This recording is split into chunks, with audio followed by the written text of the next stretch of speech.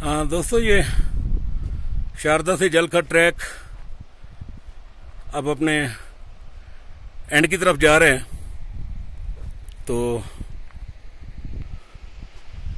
अब हमारा maximum 40-45 minute का फासला रह गया है। अब मड ट्रैक है, ये निस्बतन बेहतर है और अब कुछ शायद थोड़ी सी आसानी हो जाएगी हमें। सामने आपको वो एक लाइन से नजर आ रही होगी, ये वो सड़क है जो जलखड या भावसर से हमें नजर आती है। बहरहाल एक मेहनत तलब, एक मुश्किल ट्रैक,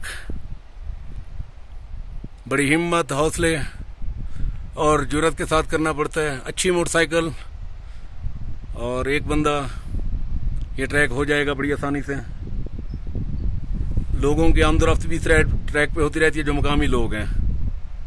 तो बहरहाल लोकेशन वाइज और लैंडस्केप और इस हवाले से बहुत खूबसूरत ट्रैक है।